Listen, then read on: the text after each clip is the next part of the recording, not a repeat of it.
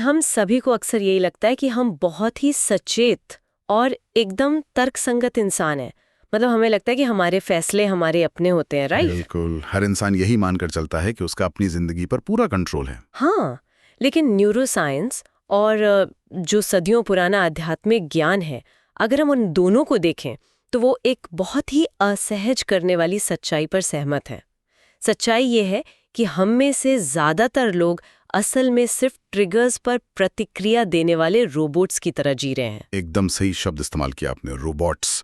कोई बटन दबाता है और हमारा रिएक्शन तुरंत बाहर आ जाता है। हाँ, और बदलाव की बातें तो बहुत होती हैं दुनिया में, लेकिन जब अपनी कमियों की बात आती है तो लोग अक्सर उन्हें सही ठहराने लगते हैं।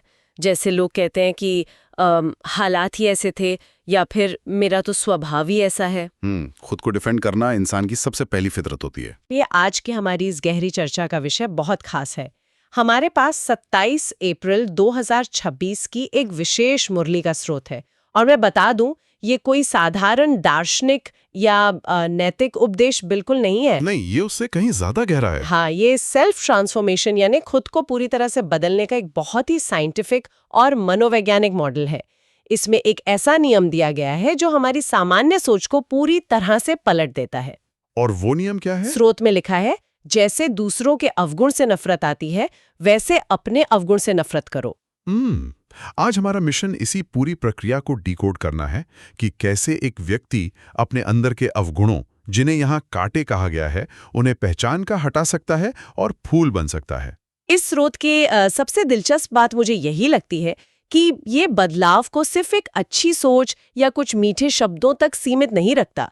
ये पूरी तरह से मानव व्यवहार के विज्ञान पर आधारित है। हाँ, वो विज्ञान वाला हिस्सा काफी इंटरेस्टिंग है। बिल्कुल।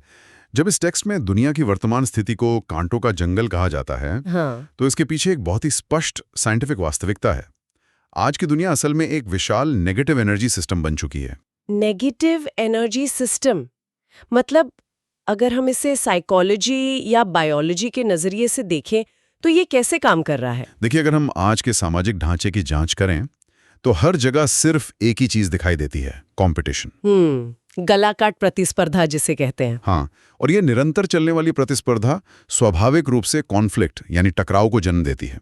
अब जहां टकराव होगा वहां अनगिनत इच्छाएं और असुरक्षा पैदा होगी, और ये असुरक्षा दिमाग में लगातार स्ट्रेस हार्मोन रिलीज करती रहती है। तो मतलब हम 24 घंटे स्ट्रेस में जी रहे हैं बिना एहसास हुए। बिल्कुल। और अंत में आता है हमारा अहंकार, जो शुरू में तो हमारी रक्षा के लिए एक कवच की तरह काम करता है, लेकिन बाद में वही अहंकार रिश्तों के टूटने का सबसे बड़ा कारण बन जाता है। तो कंपटीशन, टकराव, तनाव और अहंकार, हाँ, ये सब मिलकर एक बहुत ही टॉक्सिक इमोशनल इकोसिस्टम तैयार करते हैं, और इसी टॉक्सिक इकोसिस्टम को स्रोत में एक रूपक के तौर पर कांटों का जंगल कहा गया है। ये सुनकर मुझे एक प्रदूषित मछली घर या गंदे फिश टैंक का ख्याल आ रहा है। Fish tank? वो कैसे? मतलब सोचिए, एक फिश टैंक है जिसका पानी ही पूरी तरह से टॉक्सिक हो गया है। उसमें ऑक्सीजन की कमी है, गंदगी भरी है। तो उस टैंक के अंदर जो मछलियां तैर रही हैं, जो कि हम इंसान हैं, वो स्वाभाविक रूप से तनाव में आ ही जाएंगी। बहुत ही सटीक एनालॉजी है ये। हाँ, क्योंकि पानी ही जहर बन चुका है, तो मछलियों का बीमार होना उनकी गलती से ज्यादा उस इकोसिस्टम का परिणाम लगता है।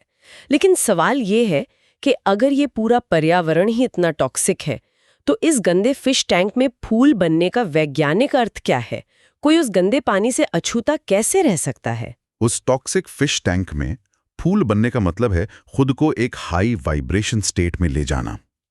न्यूरोसाइंस की भाषा में इसे कोहेरेंस स्टेट कहा जाता है। कोहेरेंस स्टेट, ये थोड़ा टेक्निकल लग रहा है। मैं इसे आसान करता हूँ। ये कोई रहस्यमयी अवस्था नहीं है, बल्कि शरीर की एक ऐसी स्थिति है जिसे मापा जा सकता है। जब दिमाग लगातार तनाव में होता है तो वो हाई बीटा ब्रेन वेव्स पैदा करता है, जो शायद डर या सर्वाइवल मोड से जुड़े होते हैं। बिल्कुल सही, हम सर्वाइवल मोड में होते हैं। लेकिन इसके उलट जब कोई कोहेरेंट स्टेट में होता है तो इंसान के हृदय की धड़कन और दिमाग की तरंगें, ये दोनों पूरी तरह से सिंक हो जाती हैं, एक लय में आ जाती हैं। ओह वाओ, तो मतलब शरीर शांत होने लगता है। हाँ, हमारा पैरासिम्पैथेटिक नर्वस सिस्टम एक्टिव हो जाता है, जो शरीर को सुरक्षित महसूस कराता है। भावनाएं स्थिर हो जाती हैं, सांसें गहरी होती हैं, और सबसे बड़ी बात, निर्णय लेने की स्पष्टता अपने चरम पर होती है। मतलब हम सिर्फ रिएक्ट नहीं करते बल्कि सोच पाते हैं। एकदम सही। जब मन पूरी तरह से शांत हो और आंतरिक ऊर्जा स्थिर हो तो वैज्ञानिक रूप से शरीर उसी कोहेरेंस स्टेट में आ जाता है जिसे ये स्रोत आध्यात्मिक भाषा में फूल कह रहा है। समझ गई। लेकिन यहाँ मेरे दिमाग में एक बहुत बड़ा सवाल आ रहा है। स्रोत का वो पहला नियम याद है आपको? हाँ, कि अपने अवगुणों से नफरत करो। एग्जैक्टली। अब यहाँ एक बहुत बड़ा विरोधाभास खड़ा होता है। मनोविज्ञान तो हमेशा हमें सेल्फ लव या खुद से प्यार करने की बात सिखाता है। सही बात है। तो अगर कोई इंसान अपने अंदर की कमियों से नफरत करने लगे तो क्या वो मनोवैज्ञानिक रूप से खुद को ही नापसंद नहीं करने लगेगा? ये तो सीधे डिप्रेशन या हीन भावना की तरफ जाने वाला रास्ता लगता है मुझे। ये सवाल बहुत लाजमी है, लेकिन ये विरोधाभास हमें केवल तब तक लगता है जब तक हम अहंकार और आदत को एक ही मानते हैं। थोड़ा और समझाइए। इसका जवाब उसी कोहेरेंस स्टेट की स्पष्टता में छिपा है। यहाँ नफरत का मतलब खुद से या अपनी मूल पहचान से नफरत करना बिल्कुल नहीं है। इसका मतलब उस बुराई या उस कांटे से नफरत करना है जो आपको असल में दर्द दे रहा है। अच्छा, मतलब खुद को और अपनी आदत को अलग अलग देखना। हाँ, जब इंसान कोहेरेंस स्टेट में होता है तो उसके अंदर इतनी स्पष्टता आ जाती है कि वो अपनी पुरानी आदतों को एक अलग चीज के रूप में देख पाता है। सोचिए, अगर आपके पैर में कोई कांटा चुभ जाए और खून बहने लगे तो क्या आप अपने पैर से नफरत करेंगे? बिल्कुल नहीं। मैं तो उस कांटे को अपनी तकलीफ की वजह मानकर उसे बाहर निकाल दूंगी। बस यही बात है। ये प्रक्रिया खुद की निंदा करने की नहीं है। ये अपने अंदर की नेगेटिव पैटर्न को एक बाहरी आक्रमणकारी की तरह देखने और उसे जड़ से उखाड़ फेंकने की है। पैर और कांटे को अलग अलग पहचानना, ये बात अब एकदम क्लियर हो गई। हम कांटा नहीं है, हम वो पैर हैं जिसमें कांटा चुभा है। बिल्कुल। लेकिन फिर सवाल ये उठता है कि हम इस टॉक्सिक जाल में फंसकर वो कांटा बनते कैसे हैं? मेरा मतलब है, कोई भी इंसान सुबह उठकर ये तो नहीं सोचता कि आज मैं बहुत तनाव लूंगा और अहंकार दिखाकर अपने 4 रिश्ते तोड़ लूंगा। तो फिर ये पतन इतनी आसानी से कैसे हो जाता है? इस पतन के पीछे का मनोविज्ञान स्रोत में बहुत गहराई से समझाया गया है। उसमें एक वाक्य है, माया बैठे बैठे फूल को कांटा बना देती है। माया बैठे बैठे कांटा बना देती है। इसका साइंटिफिक मतलब क्या हुआ? ये असल में हमारे अनकॉन्शियस यानी अचेतन व्यवहार के तंत्र की ओर सीधा इशारा है। न्यूरोलॉजी के नजरिए से देखें तो ये पूरा खेल ट्रिगर और रिएक्शन के लूप का है। हमारे दिमाग का एक हिस्सा होता है एमिगडाला, जो खतरे को भांपने का काम करता है। हाँ, फाइट और फ्लाइट वाला हिस्सा। हाँ, तो जीवन में जब कोई ऐसी घटना घटती है जो हमारे अहंकार या हमारी उम्मीदों के खिलाफ होती है तो वो एक ट्रिगर का काम करती है। उस वक्त एमिगडाला तुरंत हाईजैक हो जाता है और हमारे तर्क करने वाले यानी लॉजिकल दिमाग को पूरी तरह से बाईपास कर देता है। ओ, मतलब उस वक्त हम सोच समझकर फैसले नहीं ले रहे होते? बिल्कुल नहीं। उसी ट्रिगर से हमारा रिएक्शन पैदा होता है और इसी रिएक्शन में हमारे पुराने संस्कार या कहें तो गहरे बैठे हुए न्यूरल पाथवे एक्टिवेट हो जाते हैं। तो मतलब ये पूरी तरह से एक ऑटोमेटिक प्रक्रिया है। हम सोचते हैं कि हमारे पास फ्री विल है, लेकिन असल में किसी ने हमारी उम्मीद के खिलाफ कुछ कहा जो कि ट्रिगर था और हमें तुरंत गुस्सा आ गया जो कि रिएक्शन था। सही कहा। या फिर कोई छोटी सी इच्छा पूरी नहीं हुई और हम फ्रस्ट्रेशन में चले गए। ये सब उस एमिगडाला हाईजैक के कारण हो रहा है और हम गलतफहमी में रहते हैं कि हम सचेत हैं। इंसान पूरी तरह से ये मानकर चलता है कि वो स्थिति को कंट्रोल कर रहा है, लेकिन वो सिर्फ एक रटे रटाए पुराने पैटर्न पर ऑटो पायलट में प्रतिक्रिया दे रहा होता है। तो इस ऑटो पायलट को बंद कैसे करें? इस अचेतन पैटर्न को तोड़ने के लिए ही मुरली के स्रोत में एक इनर फॉर्मूला दिया गया है। इसके 3 स्पष्ट चरण हैं। वो 3 चरण क्या है? पहला है सेल्फ ऑब्जर्वेशन, यानी खुद का निरीक्षण करना। इसका मतलब है अपने विचारों को थोड़ा पीछे हटकर देखना, ये पहचानना कि आखिर ट्रिगर क्या है और मेरे शरीर में क्या प्रतिक्रिया हो रही है। ओके, पहले खुद को ऑब्जर्व करो, फिर? दूसरा चरण है सेल्फ रिजेक्शन, यानी उस कांटे से नफरत करना। ये स्वीकार करना कि ये गुस्सा मेरा असली स्वभाव नहीं है, ये एक बीमारी है। और तीसरा है रिप्लेसमेंट। रिप्लेसमेंट मतलब उस कांटे की जगह कुछ और लगाना? हाँ, सिर्फ कांटे को निकालकर छोड़ देना काफी नहीं है, क्योंकि खाली जगह में फिर से कांटे उगाएंगे। उस जगह को एक सकारात्मक गुण यानी एक फूल से भरना बहुत जरूरी है। ये ट्रिगर और रिएक्शन का लूप हमारे अंदर चलता तो है, लेकिन मुझे लगता है इसका सबसे बड़ा विस्फोट हमारे शब्दों के रूप में बाहर आता है। बिल्कुल, शब्द ही हमारा सबसे पहला हथियार होते हैं। हाँ, हमारा रिएक्शन हमेशा हमारी जबान से ही दूसरों तक पहुंचता है और स्रोत में इस पर एक बहुत ही खास बात कही गई है कि फूल बच्चे मुख से रत्न निकालेंगे। जी, मुख से रत्न। तो सिर्फ अच्छी अच्छी बातें करने के अलावा अगर हम इसे विज्ञान के नजरिए से देखें तो शब्दों का ये भौतिक और रासायनिक असर असल में काम कैसे करता है? देखिए, शब्द सिर्फ हवा में गूंजने वाले ध्वनि तरंगे नहीं हैं।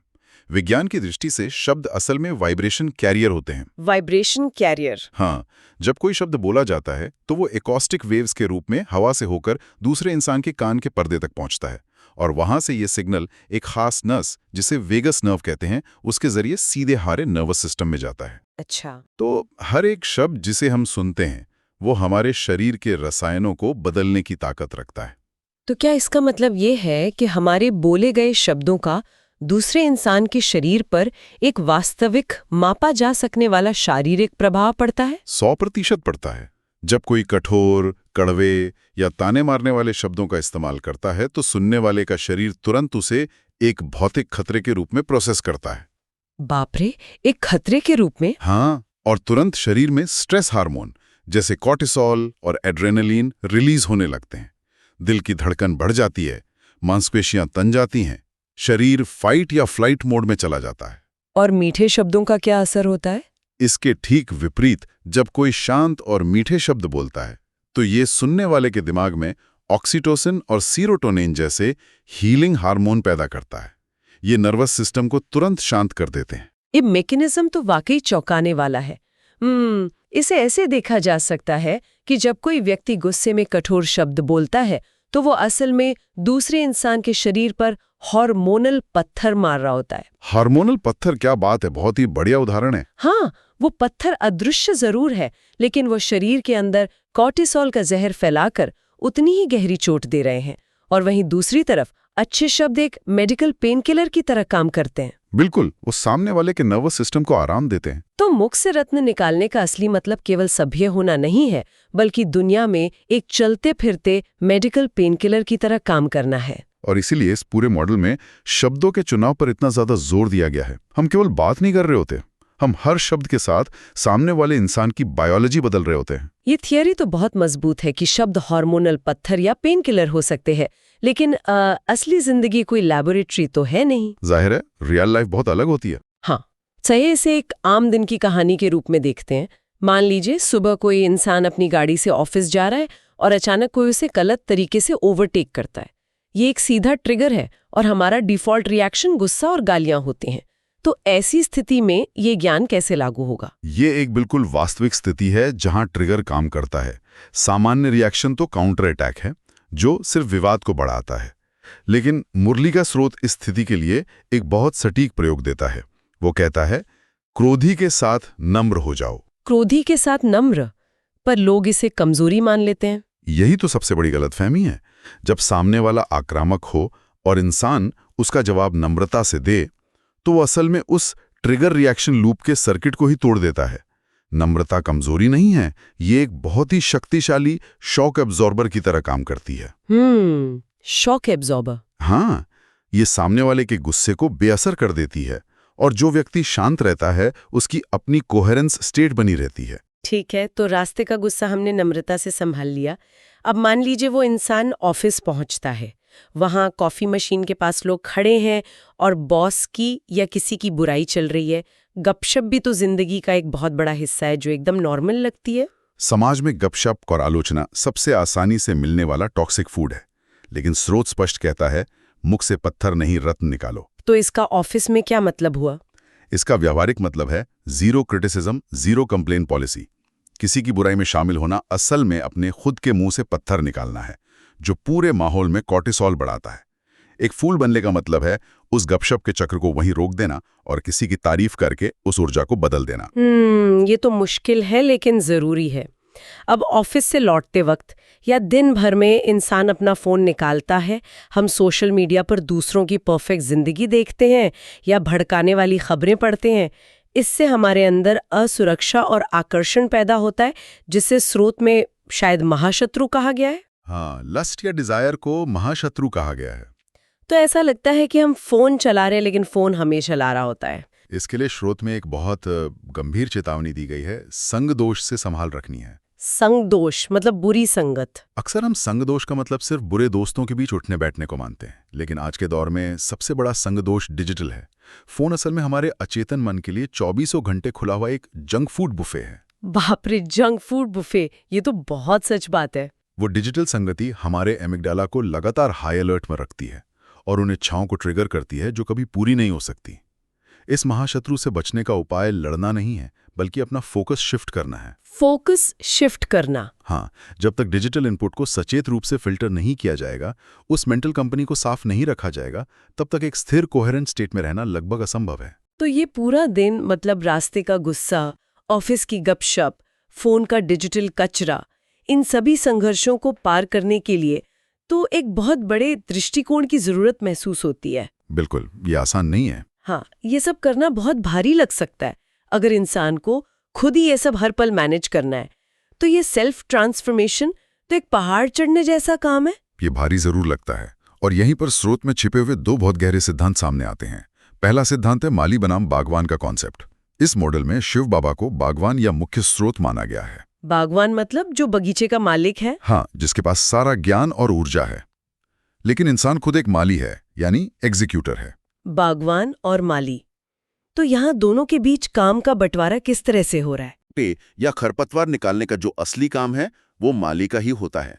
मतलब मेहनत तो खुद ही करनी पड़ेगी। इसे आप सेल्फ रिस्पॉन्सिबिलिटी लॉ कह सकते हैं।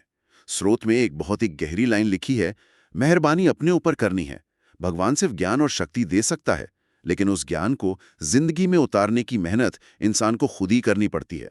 ये तो मुझे बिल्कुल वैसा लग रहा है जैसे किसी व्यक्ति को आइकिया का कोई फर्नीचर बनाने का मैनुअल मिल जाए। आइकिया का मैनुअल? हाँ, मतलब मैनुअल बहुत स्पष्ट है, सारे पुर्जे भी साथ में है, लेकिन पेच कसने की और हथौड़ा चलाने की शारीरिक और मानसिक मेहनत तो उस इंसान को खुद ही करनी पड़ेगी ना। कोई ये तो नहीं कह सकता कि मैनुअल घर आ गया तो फर्नीचर खुद हवा में जुड़कर तैयार हो जाए। पेच हमें ही कसने हैं। बहुत ही कमाल का उदाहरण दिया आपने। और जब इंसान दिन रात ये पेच कसता है, अपने अंदर के कांटे निकालता है, तो सवाल ये है कि वो ये सब किस लिए कर रहा है? इसके पीछे का लक्ष्य क्या है? हाँ, लक्ष्य क्या है? यहीं पर इस स्रोत का दूसरा सबसे बड़ा कॉन्सेप्ट आता है, फ्लावर शो कॉन्सेप्ट। इस नजरिए के अनुसार ये पूरा जीवन असल में एक स्पिरिचुअल एग्जीबिशन है, एक आध्यात्मिक प्रदर्शनी। एक प्रदर्शनी, मतलब ये जीवन कोई रैंडम घटना नहीं है, बल्कि एक ऐसा मंच है जहां हर चीज का अवलोकन हो रहा है। बिल्कुल, इस प्रदर्शनी में हर आत्मा एक फूल है और यहाँ लगातार एक मूल्यांकन यानी इवैल्यूएशन चल रहा है। अच्छा, पर किस चीज का मूल्यांकन? दुनिया की प्रदर्शनियों में तो बैंक बैलेंस, कपड़े या पद का मूल्यांकन होता है, लेकिन इस स्पिरिचुअल एग्जीबिशन में मूल्यांकन सिर्फ व्यक्ति के संस्कारों और उसकी सेवा का हो रहा है। तो चेक ये होता है कि हमने कितने कांटे निकाले। एकदम सही। इंसान कितना बड़ा फूल बना और उसने कितने लोगों को अपने शब्दों से वो मेडिकल पेन किलर दिया, इसके आधार पर उसकी गुणवत्ता तय होती है। और इस पूरे मूल्यांकन का जो अंतिम इनाम है वो भविष्य की उस श्रेष्ठ दुनिया में मिलता है जिसे गोल्डन एज कहा गया है। ये तो समझ में आ गया कि ये एक प्रदर्शनी है, हमें खुद माली बनकर मेहनत करनी है और डिजिटल संगति को कंट्रोल करना है। लेकिन जब कोई सुबह उठता है तो वो ये सब शुरू कैसे करे? रोज का प्रैक्टिकल होमवर्क क्या है? इस स्रोत की सबसे बड़ी खासियत ही इसका एक्शन ओरिएंटेड होना है। इसमें इनर इंजीनियरिंग का एक पूरा मॉडल दिया गया है जो दिन के 3 हिस्सों में काम करता है। तो शुरुआत सुबह से होती है? हाँ, सबसे पहले सुबह उठते ही केवल 5 मिनट का समय सेल्फ चेक के लिए देना है। मनोविज्ञान बताता है कि सुबह दिमाग सबसे ज्यादा रिसेप्टिव होता है। तो उस 5 मिनट में क्या सोचना है? उस वक्त खुद से पूछना है कि आज मेरे अंदर कौन सा कांटा सबसे ज्यादा हावी है। क्या वो अहंकार है, क्रोध है या किसी चीज का मोह है? ये दिमाग को दिन भर के लिए सतर्क कर देता है। मतलब दिन शुरू होने से पहले ही अपने कमजोर पॉइंट्स और ट्रिगर्स को पहचान लेना, ये तो बहुत प्रैक्टिकल है। बिल्कुल। उसके बाद आता है दिन भर का अभ्यास। काम के दौरान एक पक्का संकल्प लेना है कि आज मुंह से एक भी पत्थर या नेगेटिव शब्द नहीं निकलेगा। और जहां बुराई करने का मन हो वहां क्या करें? वहां जानबूझकर तारीफ ढूंढनी है। न्यूरोप्लास्टिसिटी के सिद्धांत के अनुसार जब हम बार बार शिकायत को प्रशंसा से बदलते हैं तो दिमाग में नए और सकारात्मक सर्किट बनने लगते हैं और अपने हर रिएक्शन को रिस्पॉन्स में बदलना है, यानी तुरंत भड़कने के बजाय रुककर जवाब देना है। और फिर रात को सोने से पहले का समय? फिर रात का समय रिफ्लेक्शन का होता है। सोने से ठीक पहले खुद से 3 बहुत ही ईमानदार सवाल पूछने। पहला, आज मैंने अपने व्यवहार से किसको सुख दिया? दूसरा, आज मैं कहाँ कांटा बन गया? और तीसरा, कल मैं उन गलतियों को सुधार कर कैसे फूल बनूंगा? ये तो एक पूरा सिस्टम है। हाँ, ये मॉडल अवेयरनेस से शुरू होकर प्यूरिफिकेशन, एक्सप्रेशन और अंत में आपकी डेस्टिनी का निर्माण करता है। तो अगर हम इस पूरे विशाल मॉडल का एक बहुत ही सरल सार निकालें, तो वो एक सीधा फॉर्मूला बनता है self check plus self correct, जिसका रिजल्ट है कांटे से फूल का ट्रांसफॉर्मेशन। एकदम परफेक्ट समरी है ये। यही इसका मूल सिद्धांत है जो जीवन भर चलता है। तो आज की इस गहरी चर्चा में हमने समझा कि कैसे हमारा टॉक्सिक इकोसिस्टम हमें ट्रिगर करता है। हमने कोहेरेंट स्टेट का विज्ञान जाना और ये भी समझा कि हमारे शब्द कॉर्टिसोल बढ़ाने वाले पत्थर या हीलिंग पेन किलर बन सकते हैं। और माली के सिद्धांत में हमें याद दिलाया कि बदलाव लाने की असली जिम्मेदारी सिर्फ हमारी है। बिल्कुल। और हमें अपनी बाहरी और डिजिटल दोनों संगदोष से बचना है। इसी बात से मेरे दिमाग में एक बहुत ही गहरा विचार आ रहा है जो शायद इस चर्चा के बाद भी गूंजता रहेगा। वो क्या विचार है? स्रोत में कहा गया है कि ये जीवन एक स्पिरिचुअल एग्जिबिशन है जहां हमारे हर संस्कार का लगातार मूल्यांकन हो रहा है, राइट? और हमें अपनी मानसिक संगति को भी कंट्रोल करना है। बिल्कुल। तो जरा इस पर विचार करें, जब कोई इंसान अपने कमरे में बिल्कुल अकेला होता है, आसपास कोई नहीं है, ना कोई फोन है ना कोई इंसान, और तभी उसके दिमाग में किसी पुरानी बात को लेकर कोई बहुत ही नकारात्मक विचार या अहंकार का कांटा जन्म लेता है। अच्छा। वो व्यक्ति उस विचार को कभी शब्दों में नहीं बदलता। दुनिया को लगता है कि वो बहुत शांत इंसान है। तो क्या वो अदृश्य बिना बोला गया मानसिक कांटा भी उस फ्लावर शो के मूल्यांकन को वैसे ही प्रभावित कर रहा है जैसे बोले गए शब्द करते? ये बहुत ही गहरा सवाल है। क्या हमारे अपने दिमाग की उस खामोशी में भी असल में कुछ भी प्राइवेट नहीं है? क्या वो मौन विचार भी लगातार हमारे गोल्डन एज के परिणाम को आकार दे रहा है? खैर, इस सवाल को अपने साथ जरूर रखिएगा और खुद को चेक करते रहिएगा।